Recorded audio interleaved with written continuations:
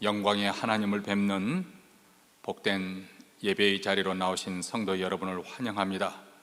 11월은 감사의 달인데 오늘은 추수감사주의를 맞이하였습니다. 추수감사주의를 맞이해서 하나님께서 여러분의 가정에게 또 하나님의 위로하심과 또 평강이 함께하기를 기원합니다. 아직 코로나 팬데믹 상황이 끝내지 못한 그런 상황이기 때문에 우리가 이 주일 예배 후에 마땅히 만찬을 함께 나누면서 즐거움을 나눠야 할 텐데 그러지 못해서 많이 아쉽습니다. 대신 투고박스를 준비를 했습니다. 오늘 특별히 또 준비한 것이라서 여러분 또 맛있게 드시고, 또 이것을 준비를 위해서 며칠 전부터 준비하시고 어젯밤 아마 새벽 2시까지 작업을 한 걸로 그렇게 알고 있습니다. 또 수고하신 여러분들께 참으로 감사의 말씀을 드립니다. 나가실 때 모두 한 분에 하나씩 그렇게 가져가시기 바랍니다. 예배 후에 잠깐 우리 당의 교육관에서 갖도록 하겠습니다. 이제 사도신경으로 우리의 신앙을 하나님 앞에 고백함으로 주일 예배 하나님께 드리겠습니다. 전능하사 천지를 만드신 하나님 아버지를 내가 믿사오며 그의 아들 우리 주 예수 그리스도를 믿사오니 이는 성령으로 잉태하사 동정녀 마리아에게 나시고 본디오 빌라도에게 고난을 받으사 십자가에 못 박혀 죽으시고 장사한 지 사흘 만에 죽은 자 가운데서 다시 살아나시며 하늘에 오르사 전능하신 하나님 우편에 앉아 계시다가 저리로서 산 자와 죽은 자를 심판하러 오시리라.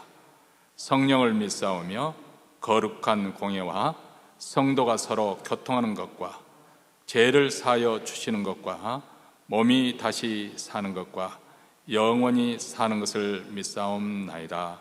아멘. 찬송가 460장입니다. 지금까지 지내온 것.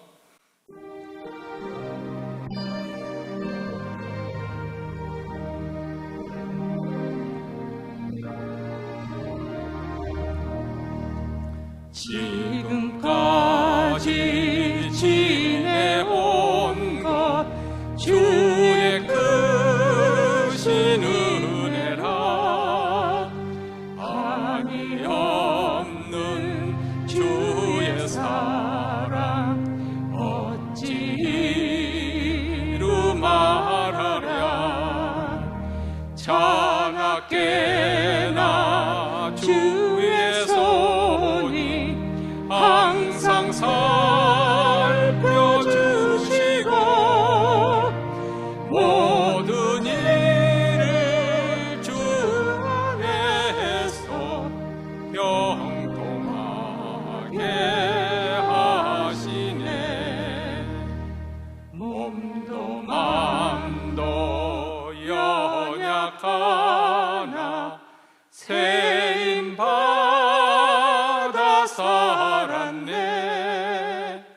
물 붓듯이 부으시는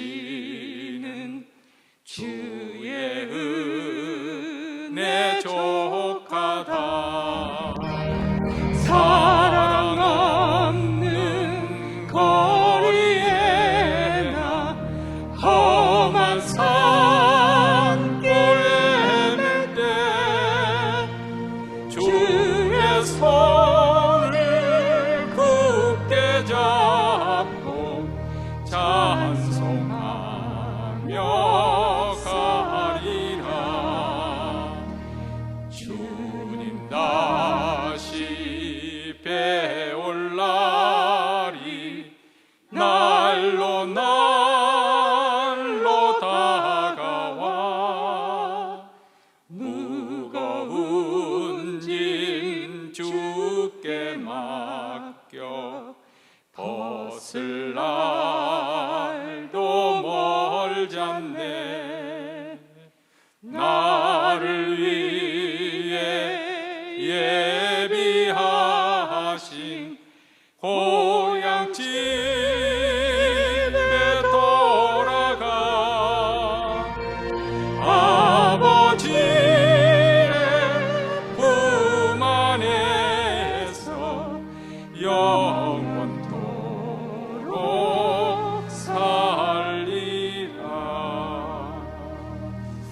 이 시간 우리 합심해서 하나님께 기도하는 시간을 갖겠습니다.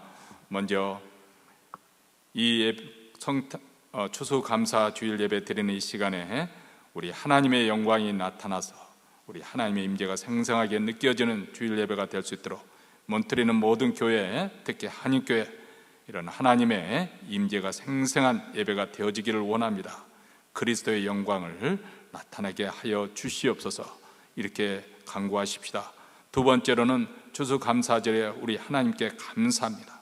하나님, 올해 이렇게 어려운 상황에서도 교회 문을 닫지 않고 또 계속해서 예배 드릴 수 있는 은혜를 허락하여 주심을 감사하고, 또 하나님께서 기름 부어 주셔서 성령의 역사로 복음이 충만하게 더욱더 힘있게 증거될 수 있도록 주의 교회를 더욱더 말씀과 기도로 흥왕시켜 주시옵소서.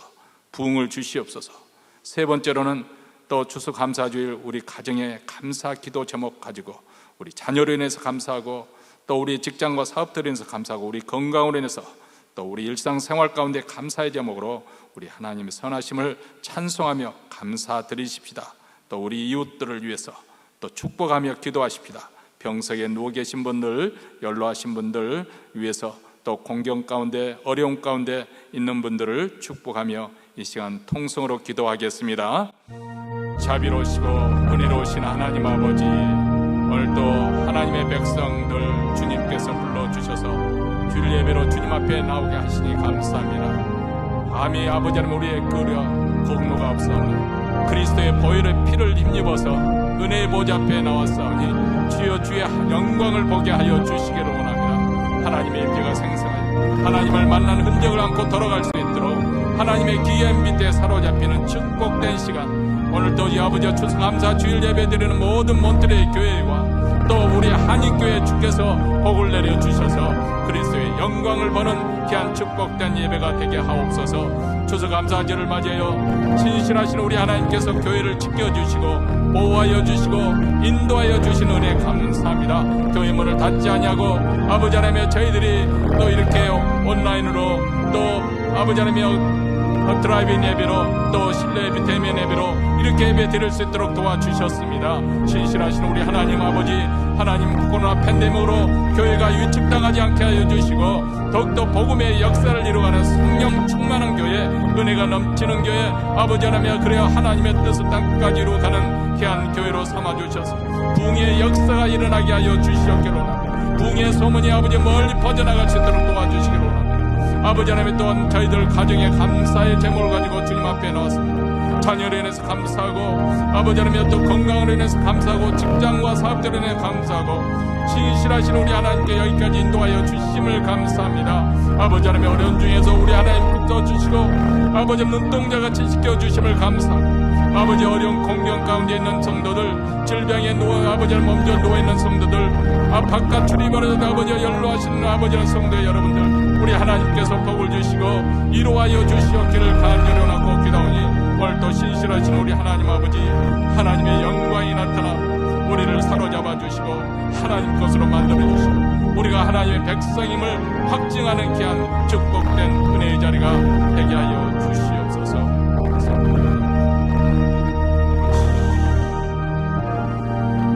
아버지,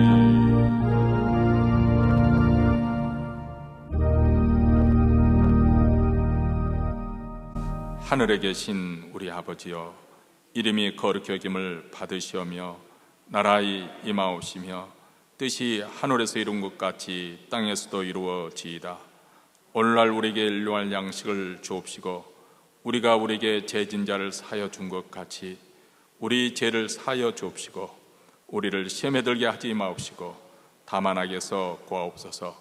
대개 나라와 권세와 영광이 아버지께 영원히 쌓옵나이다. 아멘. 하나님 말씀은 누가복음 17장 11절부터 19절 말씀입니다. 우리 다 같이 읽겠습니다. 예수께서 예루살렘에 가실 때 사마리아와 갈릴리 사이로 지나가시다가 한 촌에 들어가시니 문둥병자 10명이 예수를 만나 멀리 서서 소리를 높여 가로되 예수 선생님이여 우리를 궁일이 여기소서 하거늘 보시고 가라사대 가서 제사장들에게 너희 몸을 보이라 하셨더니 저희가 가다가 깨끗함을 받은지라 그 중에 하나가 자기의 낳은 것을 보고 큰 소리로 하나님께 영광을 돌리며 돌아와 예수의 발 아래 엎드려 살해하니 저는 사마리아인이라. 예수께서 대답하여 가라사대 10사람이 다 깨끗함을 받지 아니하였느냐? 그 9은 어디 있느냐? 이 이방인 외에는 하나님께 영광을 돌리러 돌아온 자가 없느냐 하시고 그에게 이르시되 일어나 가라, 내 믿음이 너를 구원하였느니라 하시더라. 아멘. 오늘 추수감사 주일 예배를 드리면서 아직 코로나 팬데믹 상황이 끝나지 않는 이 상황에 우리는 무엇을 가지고 감사드려야 하나? 사실 그간 내 인생에 별반 달라진 것도 없는데 우리가 감사해야 되는 것인지 또 감사해야 될 것이 무엇인지 여기에 대해서 의구심을 가질 수가 있습니다. 더군다나 우리가 추수감사 절기가 되면은 오늘 설교 제목처럼 감사, 마치 감사를 하기를 강요받는 듯한 그런 분위기가 되지 않습니까? 실제로 성경의 많은 구절들이 감사라 이렇게 우리에게 요구를 하고 있고, 왜 성경에서는 이렇게 감사라고 요구를 하는 것일까요? 하나님께서 이렇게 감사를 받기를 원하시는, 소위 말하자면 자기애에 빠져서 나르시시스트여서 우리 하나님께 감사를 요구하는 것일까요? 아니면 우리가 감사하면 하나님께서 어떤 이득을 얻게 되는 것일까요? 그렇지는 않습니다. 우리 하나님은 스스로 완전하신 분이시고 스스로 충만하신 분이십니다. 다른 그 어떤 것에 도움이 필요하지 않는 스스로 존재하시는, 스스로 자기 충만하시는 그런 분이십니다. 그렇다고 한다면 우리에게 감사라고 하는 것은 하나님을 위해서라기보다도 궁극적으로는 결국은 우리를 위해서라는 것을 우리가 추론할 수가 있을 것입니다. 결국 우리 자신의 유익을 위해서 감사하는 사람이 되어야 할 것을 우리에게 말씀하시는 것이죠.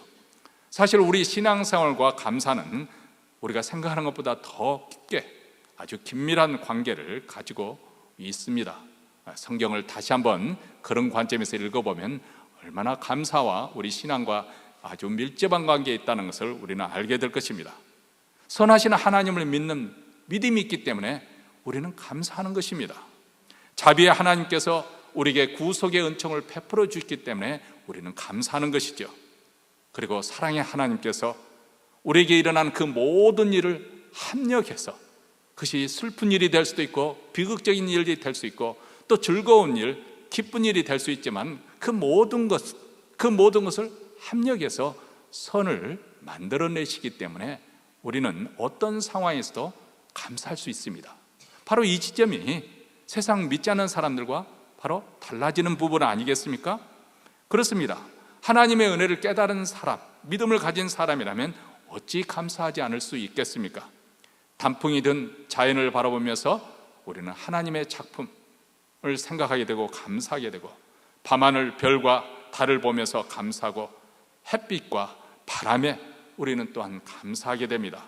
내게 생명을 주시고 또 구원을 받게 해주신 것 너무너무 감사한 일이고, 하나님의 자녀가 된 것, 이건 전적으로 하나님의 은혜로 되어진 줄 알기 때문에 감사합니다.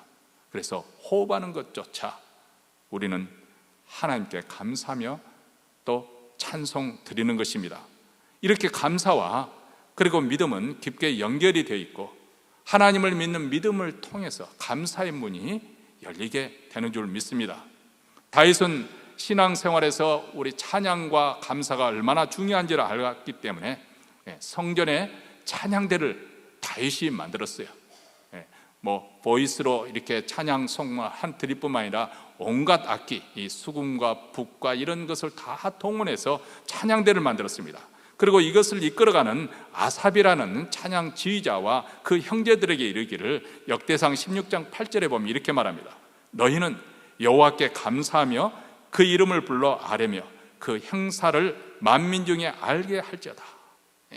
이 찬양하며 감사하는 것은 만민 중에 여호와의 이름을 높여드리고 그분이 어떤 선하신 분인지, 그분이 선하신 일을 행하신 것을 반포하라, 선포하라, 그렇게 말을 하고 있습니다. 이어서 16장 34절에 이렇게 말합니다. 여호와께 감사하라. 그는 선하시며 그 인자하심이 영원하미로다. 이렇게 거듭 말하고 있습니다. 신약 성경에 보면 사도 바울도 늘 감사하며 기도했다고 말하고 있습니다. 에베소서 1장 16절에 보면 너희를 인하여 감사기를 맞이하냐고 내가 기도할 때 너희를 말하노라. 내가 너희들을 생각할 때마다 하나님께 감사한다. 그리고 기도할 때마다 내 이름을 들어서 내가 감사하고 있다. 이렇게 사도 바울은 감사로 기도 제목을 삼고 기도할 뿐만 아니라 다른 사람에도 감사하기를 권하는데 우리가 잘 아는 구절이죠. 데살로니가전서 5장 18절입니다. 범사에 감사하라. 이는 그리스도 예수 안에서 너희를 향하신 하나님의 뜻이다. 우리가 감사하며 사는 것이 하나님이 원하시는 바라는 거예요. 그리고 골로새서 4장 2절에도 기도를 항상 힘쓰고 기도에 감사함으로 껴있으라. 영적으로 둔감하지 않도록 껴있어야 되는데 감사함으로 껴있으라. 이렇게 권면을 합니다. 다시 말하면 하나님의 은혜를 깨달은 사람, 믿음을 가진 사람의 특징이 그렇지 않은 사람과 구별되는 특징이 어디 있느냐? 감사했다는 거예요. 예배서도 보면은 성령 충만한 사람의 모습은 어떤 모습으로 나타나느냐? 하나님께 감사 찬송하는 모습, 그리고 부부간에 서로 복종하는 모습, 이렇게 여러 가지 항목 중에서 그 중에 감사라, 범사에 감사하는 모습으로 성령 충만한 사람의 모습이라는 것을 말씀해 주고 있죠. 자, 오늘 본문에 보면 문둥병자 10명, 요즘에는 문둥병자로 말하지 않고 한센병이라고 그렇게 말합니다. 10명이 등장을 합니다. 예수께 간구했습니다. 예수 선생님이여 우리를 긍휼히 여기소서. 자, 여기 보면 10명의 문둥 한센병 걸린 모두 믿음이 있었던 것 같습니다. 그들이 소문을 들어서 어떻든 간에 예수께 나아가면 자기들의 병을 고쳐주실 것이다. 적어도 그 정도의 믿음은 가졌기 때문에 그들이 예수께 나온 거 아니겠습니까? 그리고 예수께서 가서 제사장들에게 너희 몸을 보이라 이렇게 말씀하시니까 그대로 순종해서 갑니다. 아니, 안수기도 해줘가지고 내가 낫는 것을 보고 난 다음에 떠나도 될 텐데 예수님께서 가서 너희 몸을 제사장에게 보이라, 뭐 변을 달라진 것도 없는데도 예수님 말씀에 그대로 순종해서 갈 만큼 그들 또한 믿음이 있었던 것 같습니다.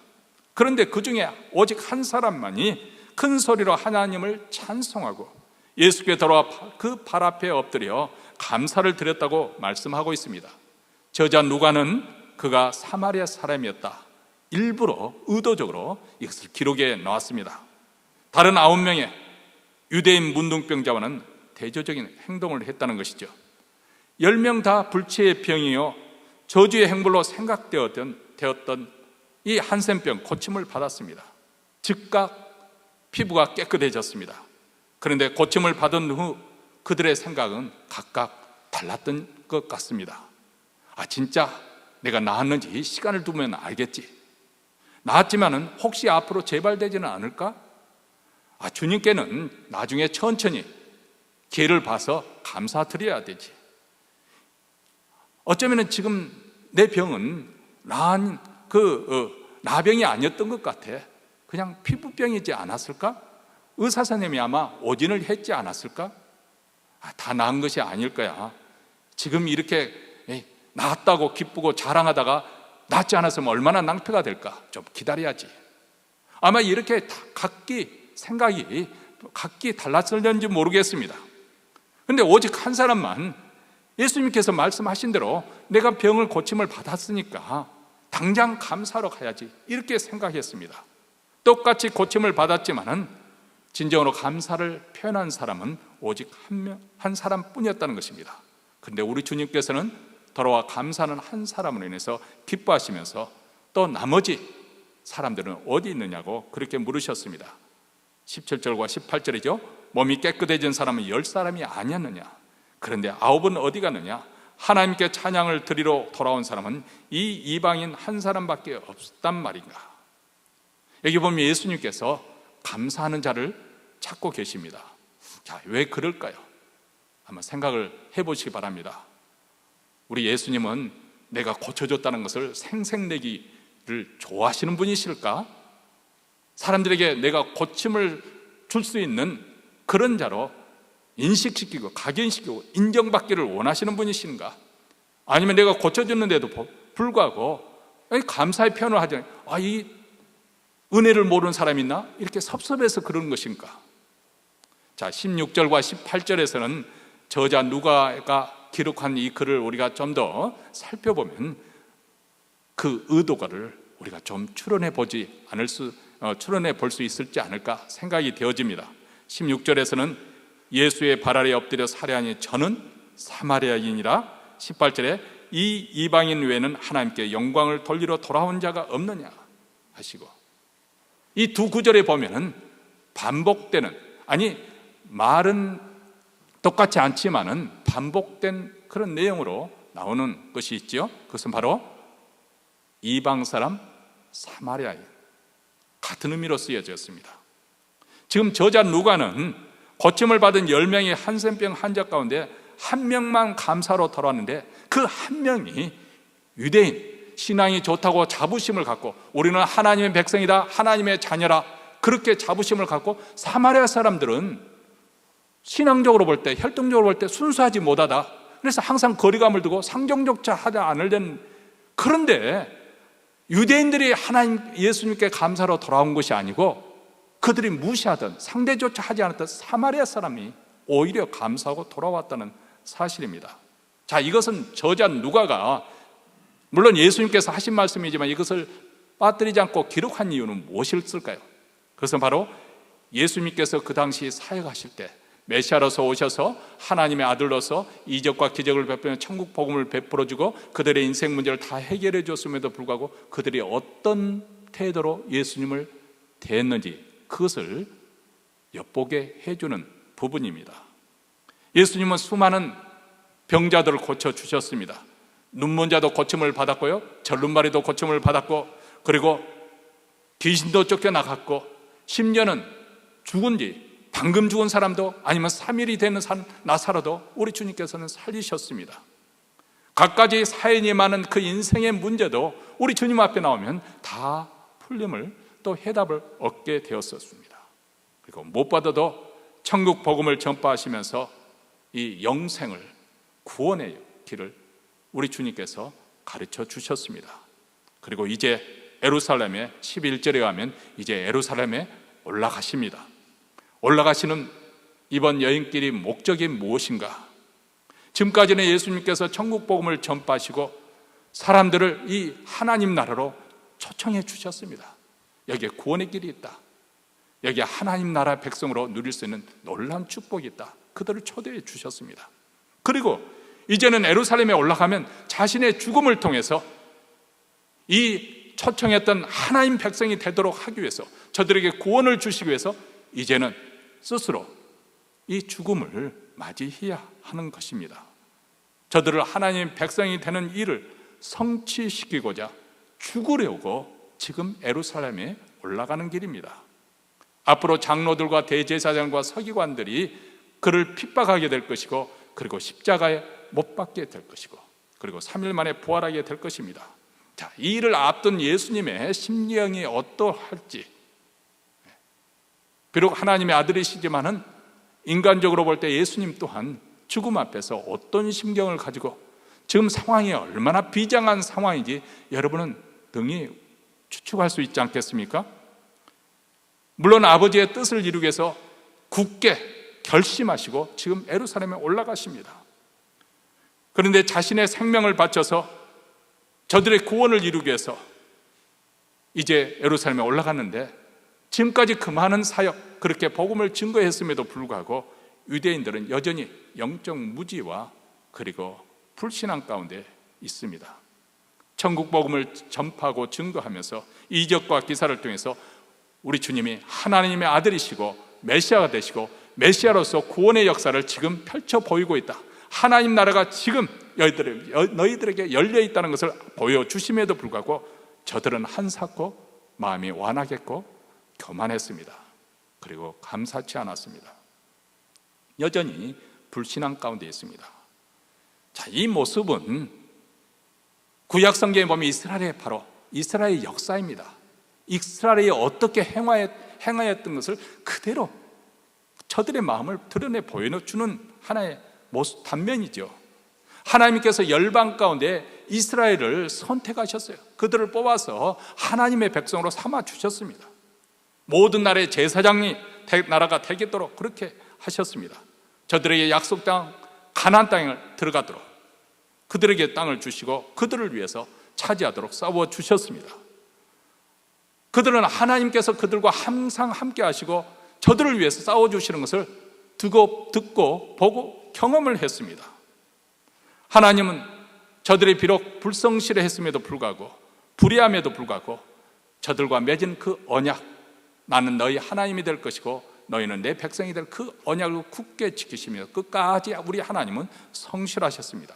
그런데도 저들은 그런 하나님의 은혜, 하나님의 보호하심, 그런 사랑을 받고도 한사코 하나님을 믿지 않았고 말씀에 불순종하고 그리고 하나님을 버리고 우상을 섬겼습니다. 결국 국가는 멸망을 당하고 저들은 포로로 끌려갔습니다. 그런데 다시 고국으로 돌아와서 귀국한 이후에도 그들의 삶은 크게 변하지 않았습니다.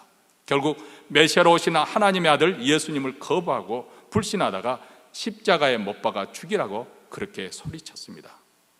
한마디로 저들은 하나님의 사랑에 배신하고 하나님의 은혜를 깨닫지 못하고 그래서 감사할 줄 모르는 지극히 교만하고 목이 곧은 백성들입니다. 여러분, 우리는 이스라엘 역사를 공부하다 보면은 답답하기 그지없죠. 저렇게까지 하나님의 보여주시는데도 하나님을 믿지 않다니, 내 앞에 그런 하나님의 이적이 일어나면 나는 신앙생활 잘할 것 같은 그런 생각이 들지 않습니까? 이스라엘 사는 보면 도무지 이해할 수가 없지 않습니까? 곰곰이 생각해 보세요. 지금까지 살아온 내 인생 역정을 한번 생각해 보시면 내 모습 속에 이스라엘 역사와 오버랩이 되지 않습니까? 그렇게 교만하고 강팍하고 내세울 것도 교만할 것도 없는 내가 무슨 배짱으로 그렇게 하나님의 은혜를 거부하고 제 고집대로 내 하고 싶은 대로, 아니 예수를 믿겠다고 결단하고 나누면도 늘상 눈길은 세상에 가 있고 마음을 하나님께 두는 것이 아니라 세상에 마음을 두는, 우리는 늘 하나님께 불성실하며 살아왔잖아요. 올해도 마찬가지였잖아요. 이스라엘 백성들의 스토리가 바로 내 삶의 스토리입니다. 근데 여러분, 이렇게 완악하고 교만한 사람들에게 공통적으로 나타나는 특징이 있습니다. 그런 사람에게는 감사할 줄 모른다는 거예요. 감사가 없다는 것입니다. 감사는 하나님을 믿는 신앙이 있어야 가능한 것입니다. 믿음이 있어야 하나님의 은혜와 사랑이 깨달아지고 감사가 나오는 것이죠. 지금 우리 주님이 안타까워하는 부분이 바로 이것입니다. 저들이 주님께 감사를 표현하지 않아서 섭섭해서 그러는 것이 아니라 저들의 불신앙과 무지가 안타까운 것이죠.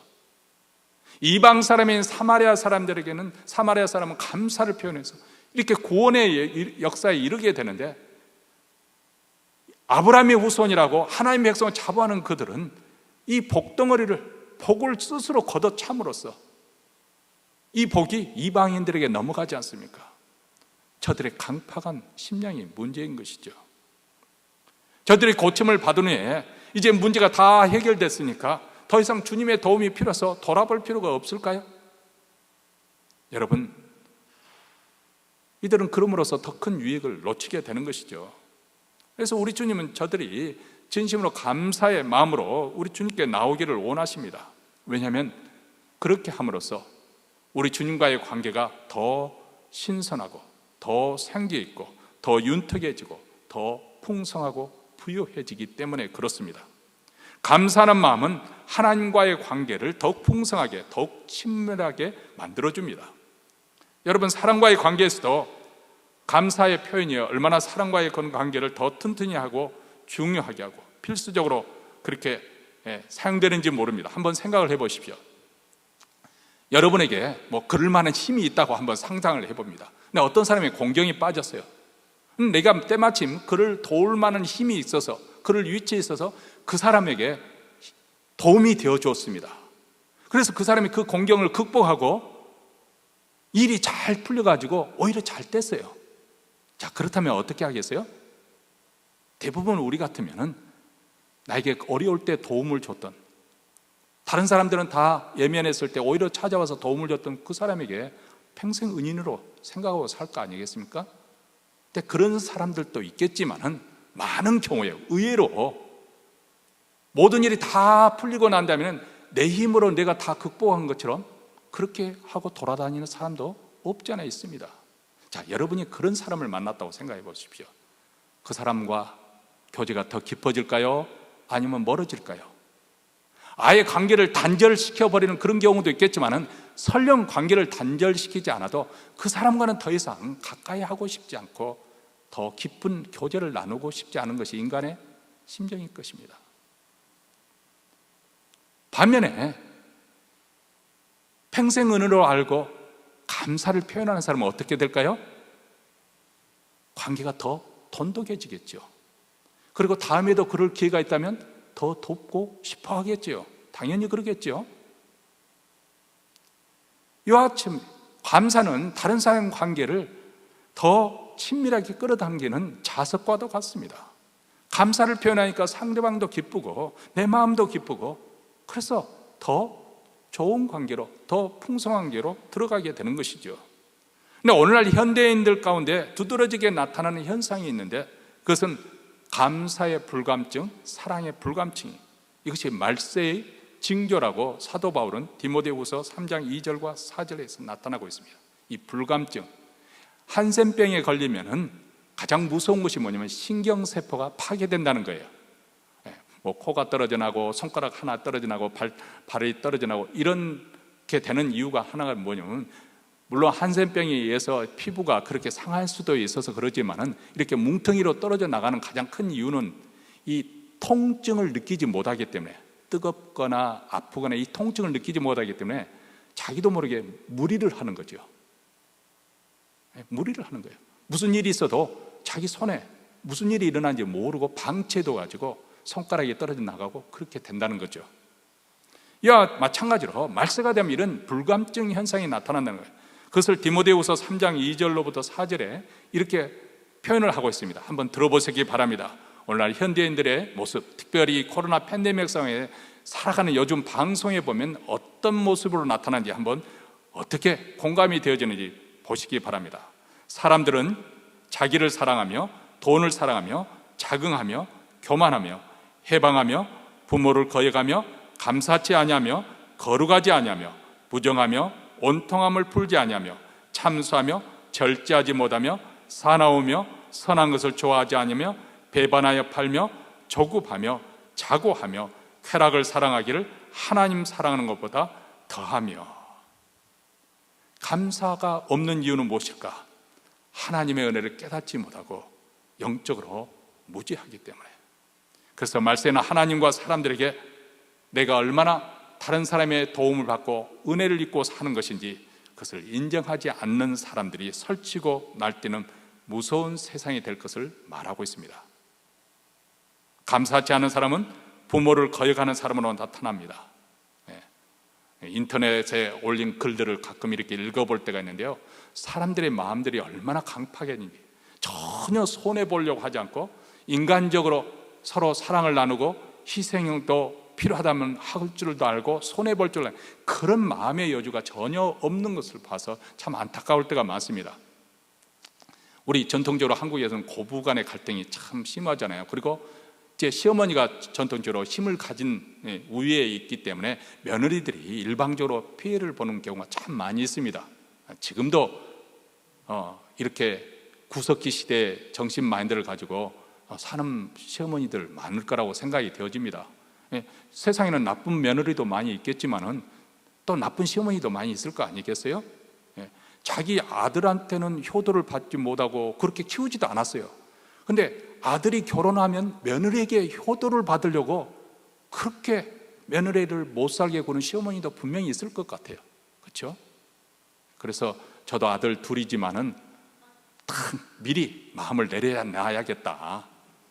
저들이 행복하게 잘 살면 그렇지 뭐 효도 바라지 않고 혹시라도 그냥 부모로서 공경에 애를 표한다면 고맙다고 그 정도로 이렇게 생각해야 되지, 그것을 기대하거나 바라면 실망하거나 괜히 불화가 나오겠다.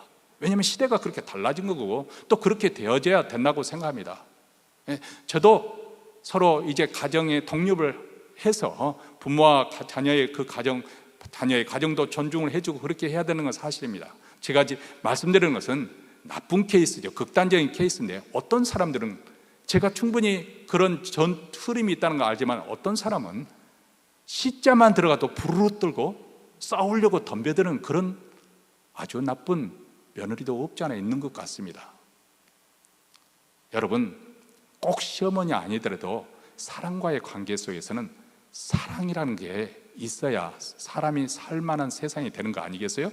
인간적으로, 꼭 부모가 아니더라도 인간적으로도 얼마든지 따뜻하게 가까이 대할 수 있음에도 불구하고 시자니까 무조건 싫다는 거예요. 물론 또 나쁜 시어머니가 있기 때문에, 그렇게 반발한 것도 있기 때문에 우리가 다 각자 상황이 다 다를 거라고 생각합니다. 그러나 어쨌든 이런 밑에 깔려 있는 흐르는 그 면면에는 정신, 시대 사조가 무엇인가? 한마디로 감사치 않는, 고마울 줄도 모르고 사랑할 줄도 모르는 이 강팍한 마음. 여기 보면 사람들이 무정하다고 그랬습니다. 인정도 없다 그 말이죠. 부모나 아내, 남편 사랑하는 것이 우리 인간의 본능이고 인정인데, 그냥 눈에 돈이 어두우니까, 돈에 어두워지니까 형제 우애도 모르고 부모와 자식 사이에도 다툼이 생기고 원수가 됩니다. 이것이 말세의 모습이다. 하나님 없이 사는 사람, 하나님을 떠난 사람의 특징은 감사가 없다는 것입니다. 그래서 로마서 1장 21절에 하나님을 알되 하나님으로 영화롭게도 아니하며 감사치도 아니하고, 이렇게 언급하고 있어요. 자, 이렇게 되면 하나님을 믿지 않은 불신앙의 증세, 그 중에 하나가 바로 감사가 없는 것이다. 그런데 주님의 은혜는 우리에게 감사를 각성시켜서 깨우쳐 준다는 거예요. 주님을 만난 사람들이 눈물이 많은 이유가 여기 있습니다. 기쁨이 살아나고요, 감사가 넘치죠. 왜냐하면 더 이상 불감증에서 사로잡히지 않고 깨어났기 때문에 그렇습니다. 예수를 믿어 새 생명을 가진 사람이라면 그 안에 생명이 역사하기 때문에, 여러분, 살아있는 것은 어떤 식으로든지 표현을 하고 있지 않습니까? 하나님의 생명을 받은 사람의 표현이 어떤 식으로 나타나느냐? 기쁨, 평강, 감사, 눈물로 나타나는 것입니다. 만족함이 있고 감사가 있고 평안이 있고 그리고 사랑이 있습니다. 사랑은, 감사는 그 사람이 영적으로 살아있다는 증거입니다. 물론 우리가 항상 감사할 수 있는 그런 환경에 사는 사람은 아무도 없을 것입니다. 일이 잘 풀려 나갈 수도 있는 것이고, 일이 꼬여서 잘 안 풀릴 수도 있는 것이고, 지금 어려운 공경에 놓여 있을 수도 있습니다. 근데 일반적으로 사람들은 일이 잘 풀릴 때는 내가 뭔가 된 것처럼 우쭐거립니다. 밤에 일이 잘 풀리지 않으면 세상이 무너질 것처럼 낙심하기 쉽습니다. 감사하는 사람은 일이 잘 될 때 교만하지 않습니다. 내 힘과 지혜로운 것 된 것이 아니라는 것을 생각하기 때문에 겸손하게 행동을 하는 것이죠. 어렵게 공경에 빠졌다 해도 쉽사리 낙심하지 않습니다. 그 가운데서도 감사의 이유를 발견하는 사람입니다. 일이 꼬인 가운데서도 우리 하나님의 선하신 인도하심을 믿기 때문에, 하나님이 나와 함께 하신다는 것을 믿기 때문에 우리는 감사할 수 있습니다.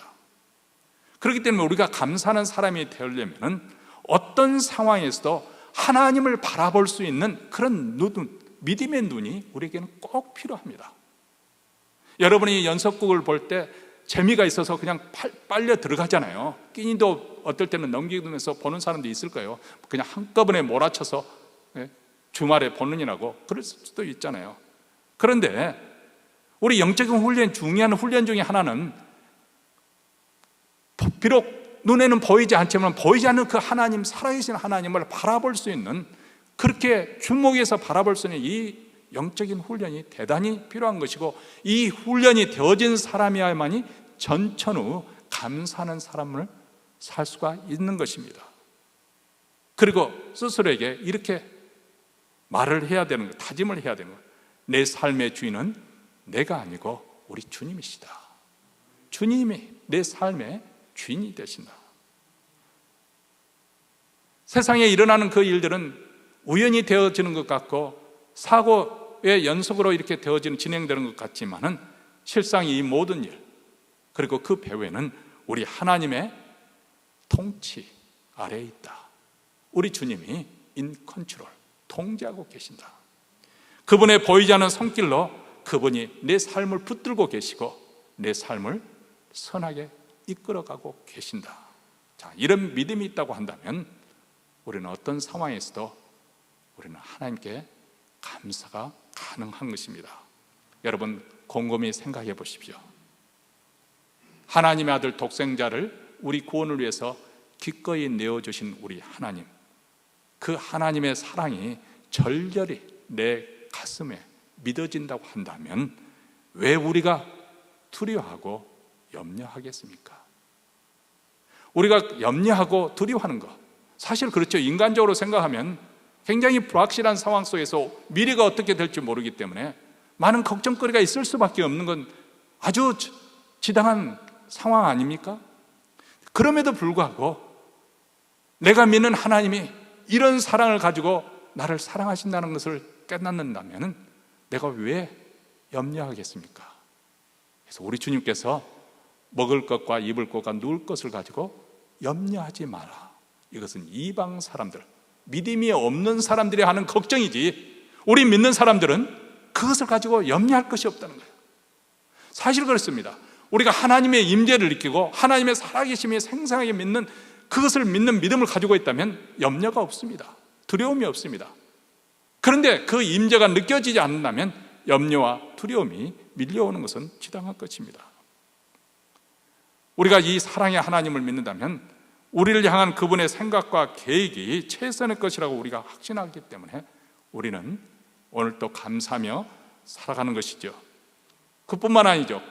감사는 우리에게 유익이 된다고 하는데 왜 그것이 우리에게 유익이 돼? 감사는 마치 부메랑과 같습니다. 오스트레일리아 원주민들이 그 짐승을 잡을 때, 공중에 나는 새나 짐승을 잡을 때 부메랑을 던지지 않습니까? 부메랑이라는 것은 기역자 같이 생긴 애 던지면은 그것이 멀리 날아갔다가 다시 던진 사람에게 돌아오는, 이게 부메랑이죠. 던지면 다시 돌아오는 게 부메랑인데 감사는 이와 같이 또 다른 감사를 낳게 됩니다. 본문의 주인공이 경험한 행복이 바로 여기 있지 않습니까? 그가 치유를 받고 돌아와서 주 앞에 엎드려 살해를 하니까 주님께서 뭐라고 말씀하시죠? 19절에 그에게 이르시되 일어나 가라, 내 믿음이 너를 구원하였느니라 하시더라. 자, 하나님께 우리 주님의 치유의 손길로 육체가 깨끗하게 되는 이 한센병으로부터, 그 당시는 불치병이고 하나님부터 부정한 자라고 해서 공동체 안에 들어가지도 못하고 예배 드릴 수도 없는 그렇게 취급받던 그 병인데 거기서 깨끗하게 치유를 받아서 그것으로 인해서 감사를 드렸더니 그의 영원 구원을 확증해 주시고 계시는, 내 믿음이 너를 구원하였느니라. 우리 주님께서 영적으로도 이런 큰 놀라운 복을 주십니다. 불평은 염려를 불러오고 관계를 갈수록 악화를 시킵니다. 이를 더 꼬이게 만드는 것이죠. 그런데 감사는 더 큰 축복을 불러옵니다. 그래서 스펄전 목사님께서 이렇게 말씀을 하신 거 아주 유명한 말씀입니다.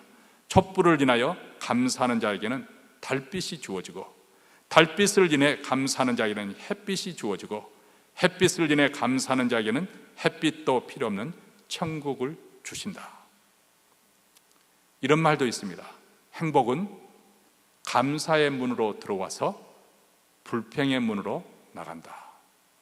그러니까 감사의 문으로 행복을 불러온다는 거예요. 그러나 불평하면 행복은 불평의 문을 통해서 나가버린다는 거예요. 행복한 사람들의 공통점이 어디 있는가? 항상 감사가 풍성하다는 것입니다. 자, 그렇다면 우리가 어떻게 감사를 표현할 수 있을까요? 그 당시 불치병에 신의 저주를 받았다고 하는 이 한센병을 치료받은 사마리아는 어떤 태도로 주님께 감사를 드렸습니까? 보면 하나님께 영광을 돌리며 예수의 발 아래 엎드려 살해하니. 자, 이 장면은 우리로 하여금 예배드리고 있는 예배자의 모습을 연상케 하고 있습니다. 맞습니다. 이것이 바로 예배입니다. 여러분, 어떤 사람은 목사 설교 들으면 예배 다 드린 걸로 생각하는 사람들이 있어요. 물론 설교가 중요하죠. 하나님께서 우리에게 주신 말씀이니까 중요합니다. 그러나 예배의 본질을 생각하면 설교보다 더 중요한 것이 무엇인가? 이것을 우리가 알려면 구약 제사를 드리는 그 광경을 생각해 보면 알 수가 있어요. 구약 제사 때는 어떻게 합니까? 내 죄를 속하기 위해서 짐승을 잡아서, 흠이 없는 짐승을 잡아서 하나님께 바치는 거죠. 배를 갈라서 내장을 끄집어내고, 그리고 각을 떠서, 그리고 난 통째로 드린 거, 이게 바로 제사 아니겠습니까? 우리는 구약에 더 이상 그렇게 제사를 드릴 필요 없어요. 예수님께서 한 번에 영원히 우리를 위해서 죽어 주셨기 때문에. 그러나 우리는 오늘 또 영적으로 그런 예배를 드리는 거예요. 비록 죽이지는 않지만 우리를 산채로 하나님께 드리는 거예요. 우리의 입술의 고백, 찬양을 통해서 우리 하나님께 올려드리고, 그리고 엎드려서 그분의 영광을 선포하면서, 또 우리가 가진 예물을 정성껏 준비해서 내 모든 것이 하나님의 것입니다, 나는 하나님께 속였습니다, 이 자신의 헌신을 나타내 표현하는 것이고, 그리고 하나님께 기도하는 것은 마치 향연, 성막 안에서 그 향단에 향을 피워서 그것이 하늘로 올라가 하나님께 연결되어지는, 여러분, 이런 것을 생각하면 설교만 중요한 것이 아니에요. 예배 순서 하나하나 다 의미가 있는 것입니다. 중요한 것은 내가 통째로 몸과 마음을 하나님께 바쳐진다, 이것이 중요한 것이죠. 이것이 예배입니다. 여기에 보면 예수의 발 아래에 엎드려 살해를 했다, 감사를 표현한 것. 그런데 왜 우리는 이런 감사의 표현이 없는 것일까요? 왜 감사의 마음이 부족한 걸까요? 그래서 왜 이런 추수감사 주일마다 감사라고 이렇게 어떻게 보면 강요를 받는 그런 상황이 되어버리는 것일까요? 감히 말씀드린다면 과거에 우리가 어떤 상태에 있었는지, 어떤 상황에 있는지, 또 우리가 어떤 은혜를 입었는지 까맣게 망각하고 사는 것은 아닐까요?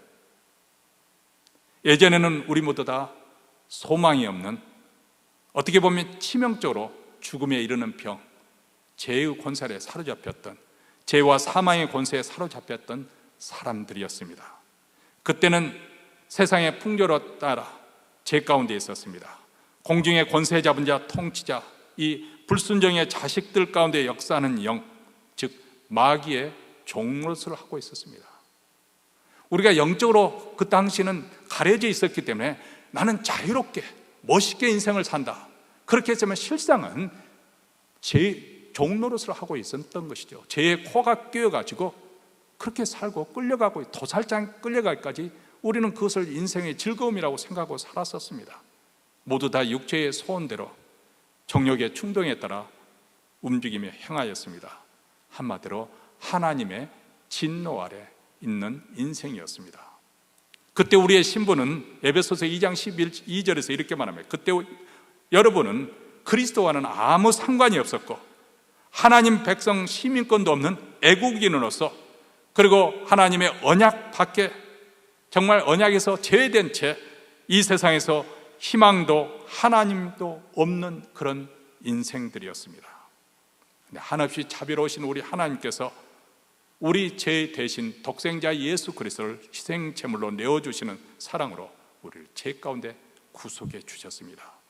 죄와 허물 가운데 죽었던 우리를 그리스도와 함께 다시 영으로 살려주셨습니다.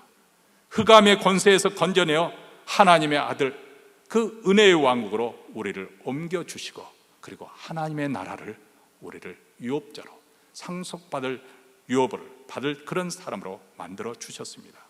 그래서 에베소서 2장 19절에 이렇게 말합니다. 이제 여러분은 애국인도 아니요 나그네도 아닙니다. 이스라엘 백성들 같이 그런 하나님의 백성들, 다른 백성들과 다 같은 시민이요 하나님의 한 가족 권속이 되었습니다. 자, 이 은혜를 우리가 각성하게 되면은 말 그대로 우리 찬송가 되어 있잖아요. 하늘을 두루마리 삼아도 바다를 먹물로 삼아도 그 사랑을 다 쓸 수가 없다. 그 은혜를 다 쓸 수가 없어. 이런 벅찬 감격을 가지고 드리는 것이 바로 예배입니다. 비록 우리는 제사를 지내지 않지만 우리는 그런 정신으로, 그런 마음으로 오늘 또 예배를 드리고 있는 것입니다. 우리 자신을 한번 돌이켜 보십시오. 하나님께 대한 감사의 마음이 가득합니까? 그렇다면 지난날 한번 곰곰이 해고해 보시기 바랍니다. 하나님께서 어떻게 은혜를 베풀어 주셨는지, 어떻게 우리가 공경에 빠졌을 때 건져 주셨는지, 어려울 때 어떻게 우리의 도움이 되어 주셨는지, 무엇보다도 제사함의 은총과 성령의 선물을 주신 은혜를 기억하십시오. 그분의 관대하심, 그리고 끝없는 선하심, 한량없는 그분의 사랑과 은혜, 이것을 음미해 보시기 바랍니다. 그러면 어느덧 여러분의 심령 속에 감사로 꽉 차오를 것입니다. 여러분이 어떤 상황이 있든지 하나님께 대한 감사, 벅찬 감정으로 우리가 찬송할 수 있을 것입니다. 그래서 오늘 이 시간 제가 찬양곡 한 곡 준비를 했습니다. 에벤네셀 하나님. 우리 모두 추수감사절기를 맞이해서 하나님께 진정한 감사를 표현할 수 있게 되길 바랍니다. 이 에벤예셀, 이 노래의 배경은 사무엘상에 나와 있습니다. 사무엘이 온 이스라엘 백성도 불러서 회개하면서 여호와께 돌아오는 이 영적 부흥운동을 일으킬 때 평소처럼 블레셋 군대가 다시 쳐들어왔어요. 하나님께서 저들을 위해서 부르짖어 기도하니까 하나님께서 앞에 싸워서 우리로 저들을 패퇴를 시키시고 이스라엘 군대가 쫓아가서 추격해서 승리하죠. 그리고 난 다음 거기에 기념비, 여기까지 하나님께서 우리를 도와주셨다 세운 것이 그 돌을 가리켜서, 그 비석을 가리켜서 에벤예셀, 에벤이라는 것은 돌이라는 뜻이고 에셀이라는 것은 도움이라는 말입니다. 여기까지 하나님께서 나를 도우셨어. 오늘 이 예배 자리까지 그 수많은 세월, 풍상을 넘나드는 그 세월 동안에 하나님께서 여기까지 우리를 인도해 주셨습니다.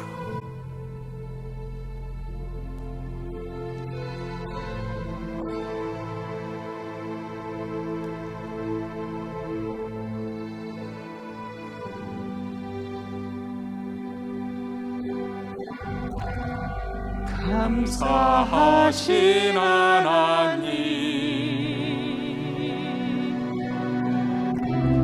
에벤네셀 하나님, 살아계신 하나님, 에벤네셀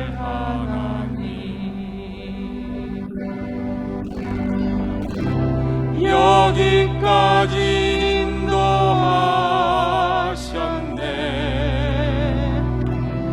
감사하신 하나님, 여기까지 인도하셨네.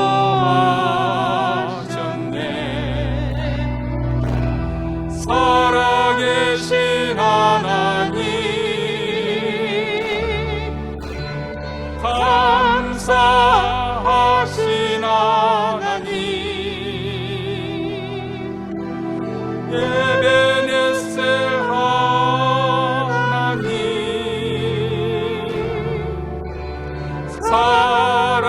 살아계신 하나님, 에벤네셀 하나님. 감사하신 하나님, 다시 한번 부르겠습니다. 감사하신 하나님, 에벤네셀 하나님, 살아계신 하나님, 에벤네셀 하나님, 여기까지 인도하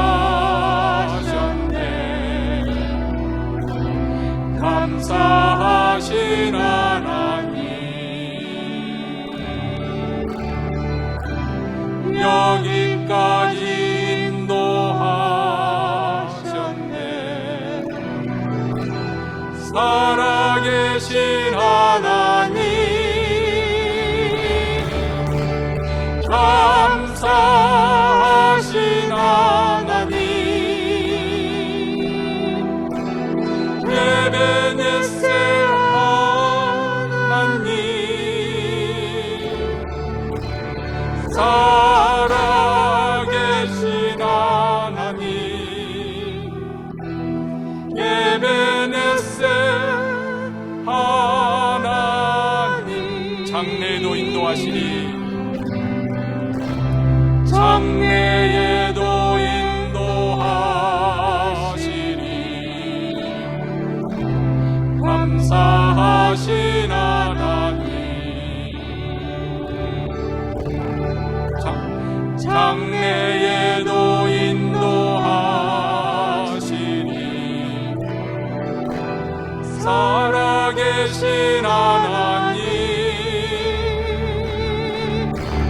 감사하신 하나님, 에베네셀 하나님, 살아계신 하나님, 에베네셀 하나님, 감사하신 하나님, 감사하신 하나님, 에베네셀 하나님, 살아계신 하나님, 에베네셀 하나님. 기도하겠습니다. 하나님 아버지, 여기까지 인도해 주셨습니다. 그 많은 기회, 그 많은 시간 다 헛되이 보내고 우리의 교만함과 완악함에도 불구하고 우리 하나님의 선하신 손길로 여기까지 인도하여 주셨습니다. 그리고 이 선하신 하나님께서 장래에도 인도하여 주실 줄로 믿습니다. 코로나 팬데믹으로 인해서 너무나도 불확실하고 불투명한 상황이지만은 우리가 염려하지 않고 두려워하지 않는 것은 선하신 우리 하나님께서 장래도 염려하시 없이 우리가 감사하며 나아갈 수 있도록 믿음을 주셨기 때문입니다. 하나님 아버지, 오늘 추수감사 주일을 맞아요 정말 우리 벅찬 가슴을 갖고 우리 하나님께서 우리에게 베푸시는 이 구원의 은총이 얼마나 크고 놀라운 것인지, 우리가 하나님의 자녀된 것이 얼마나 복된 것인지, 우리가 하나님 나라를 소유하게 된 것이 얼마나 축복된 인생인지 다시 한번 자각하게 하시고, 그래서 감사가 다시금 깨어일어나 각성하여 우리 몸의 온 세포 세포마다 감사로 충만케 되어지도록 주여, 주께서 오늘 마음껏 우리에게 복을 주시옵소서. 우리 자녀들에게 복을 주시고 우리 기업에 복을 주시고 사랑하는 교회에 복을 주시옵소서. 이제 예배 순서대로 준비한 예물을 하나님께 바칩니다. 하나님, 우리의 모든 것이 다 하나님께로부터 왔습니다. 그리고 하나님의 소유됨을 인정하는 표로 바치오니, 또 감사하는 마음으로 우리의 마음을 담아 바치오니 주님 받아주시고, 이 예물을 통해서 쓰이는 것마다 우리 주 예수 그리스도의 복음이 땅끝까지, 특별히 우리 선교사님을 통해서 하나님 나라가 힘있게 증거되고 전파되게 하시고 우리 북한 동포에까지 이 복된 소식이 들어가게 하옵소서. 주의 교회를 더욱더 흥왕하게 하시며, 그래서 사명을 잘 감당하는 교회, 또 오늘 또 예배드리러 한 마음으로 주님 앞에 나와 감사하며 찬송하는 성도들 심령에 하나님, 그의 남은 여성에 우리 하나님께서 더욱더 복을 주셔서 감사가 흘러넘치게 우리 하나님 은혜 입혀 주시고, 자자손손 예수님을 잘 믿는 귀한 가정이 되게 하옵소서. 이제는 우리 구주 예수 그리스도의 은혜와 하나님 아버지의 무한하신 사랑과 성령의 교통하심이 우리 하나님을 이전보다 더 뜨겁게 사랑하고 하나님의 은혜에 감사하며 늘 하나님을 증거하기로 힘쓰며 살기로 타깃마음이 자리를 떠나는 사랑하는 주의 백성들, 그 가정과 또 교회 위에 영원토록 함께 있을지어다. 아멘.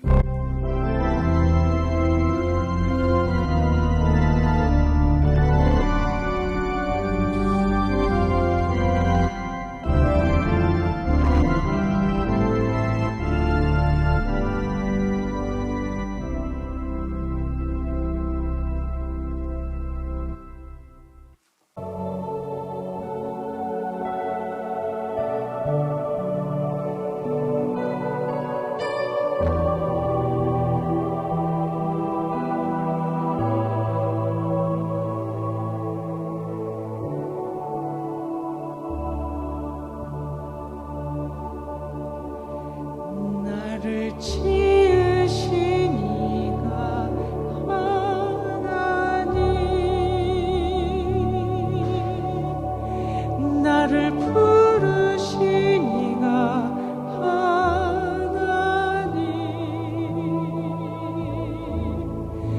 나를 보내신 이도 하나님,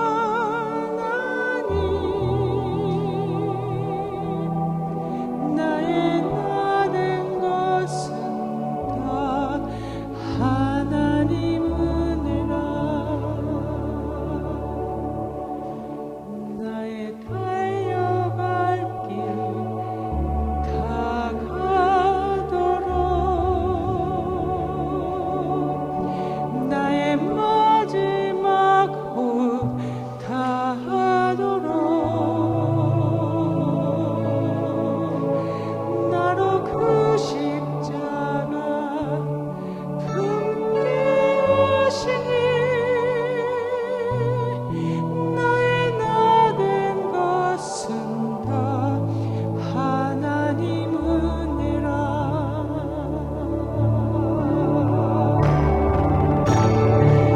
한량한 은혜, 갚을 길 없는 은혜, 내 삶을 애워싸는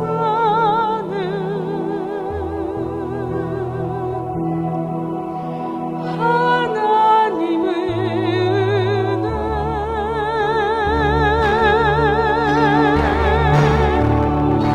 나 주저함 없이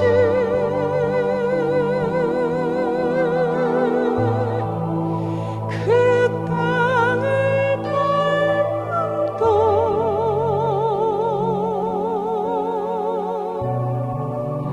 나를 붙드시는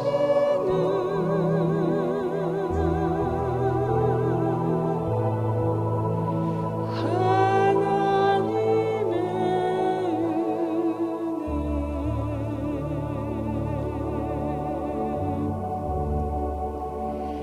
나를 지으신 이가 하나님, 나를 부르신 이가 하나님, 나를 보내신 이도 하나님,